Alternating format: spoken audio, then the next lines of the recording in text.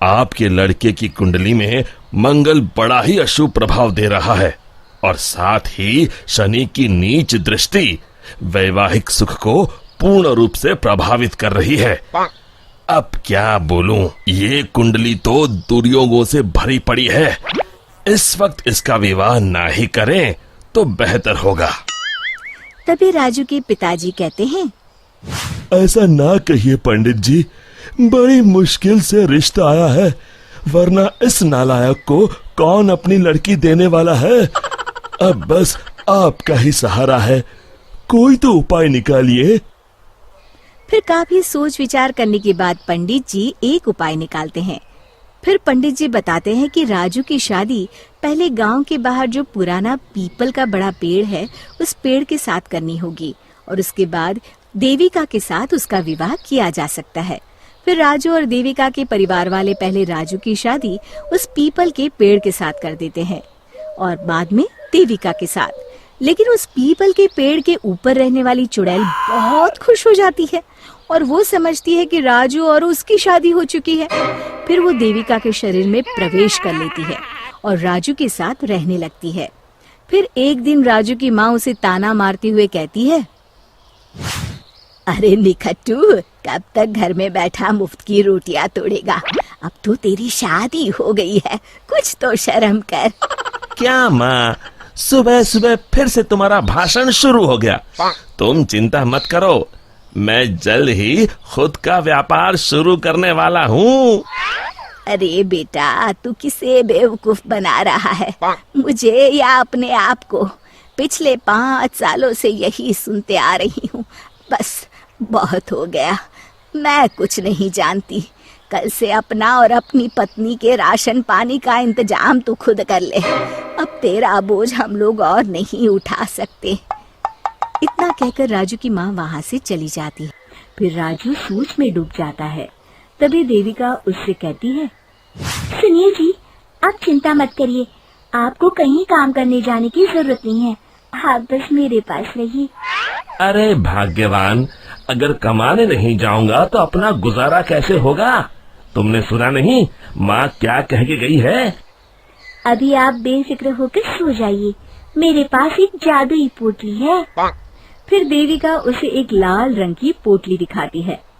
आपको जितने पैसे चाहिए उतने पैसे इस पोटली में हर सुबह आपको मिल जाया करेंगे। बस ये राज हम दोनों के बीच रहना चाहिए। राजू अपनी पत्नी की बात सुनकर बड़ा खुश हो जाता है और आराम से सो जाता है। फिर अगली सुबह जब राजू की आंख खुलती है, वो ये देखकर हैरान हो जाता है कि उस पोटली में सच में पैसे हैं। फिर यही रोज की बात हो जाती है। अब राजू सारा दिन मजे से घर में आराम करता। एक दिन राजू देविका से कहता है, अरे वाह, हमारे पास अब किसी चीज की कमी नहीं है। बस एक बार ये जादू की पोटली हमें इतने पैसे दे दे कि हम अपने इस पुराने और छोटे घर को तुड़वाकर एक नया मकान बनवा लें। तभी देविका राजू से कहती है, आप चिंता मत करिए जी, मुझे पूरा यकीन है कल ये जादू की पोटली आपको इतने पैसे जरूर दे देगी कि आप एक नया मकान बनवा सके। फिर अगली सुबह जब राजू नींद से जागने पर देखता है कि वो जादुई पोटली बहुत सारे रुपयों से भरी है। अब तो राजू की खुशी का ठिकाना नहीं था। वो अपना नया घर बनवाने की तैयारी में जुट जाता है।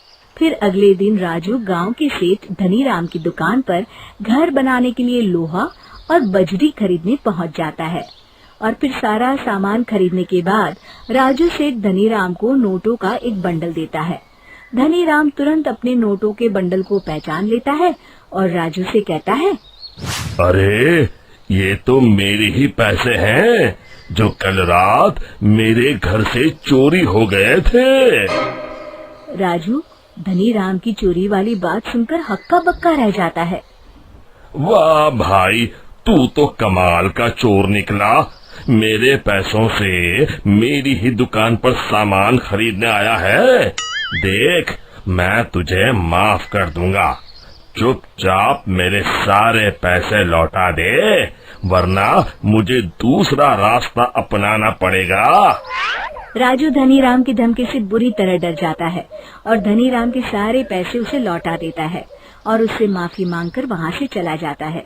घर आने के बाद राजू सच्चाई का पता लगाने के लिए रात को सोने का नाटक करता है। फिर आधी रात के बाद वो देखता है कि देविका अचानक एक डरावनी चुड़ैल में बदल गई है और वो घर के बाहर चली जाती है। तब राजू उसका ये रूप देखकर घबरा जाता है। वो समझ जाता है कि उसकी पत्नी के अंदर एक चुड़ैल का वास है।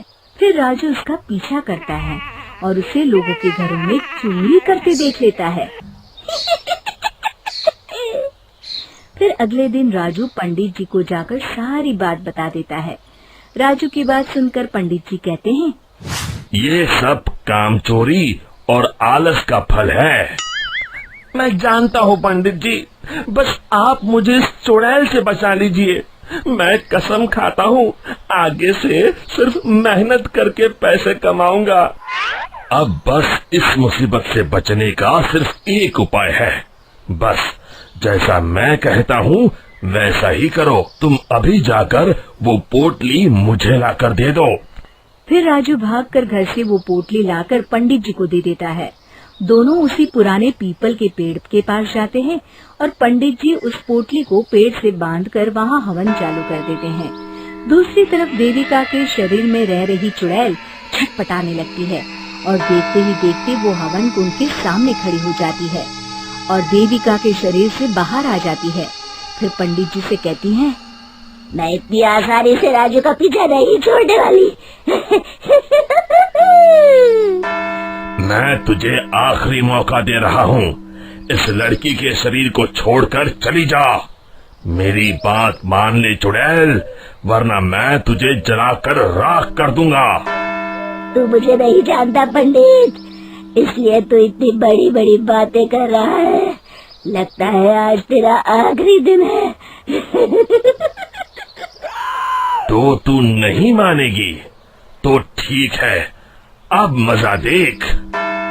और फिर पंडित जी जोर जोर से मंत्र पढ़ना शुरू कर देते हैं। हवन कुंड की अग्नि देखते ही देखते बहुत बड़ा रूप धारण कर लेती है। चुड़ैल उस पोटली के अंदर कैद हो जाती है। अरे अरे ये कैसे हो गया? अरे मुझे छोड़ दे पंडित, मैं तो मजाक कर रही थी। फिर पंडित जी उस पोटली को उठाकर हवन कुंड में डाल देते हैं। मर गई रे!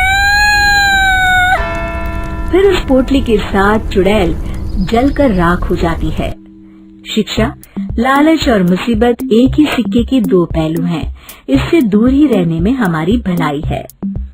दोस्तों, हमें उम्मीद है कि आपको हमारी ये कहानी पसंद आई होगी। कृपया हमारे चैनल को सब्सक्राइब करें और सभी अपडेट्स के लिए बेल आइकन जरूर दबाएं। और हाँ, वीडियो लाइक और शेयर करना मत भूलिएगा। Bye bye.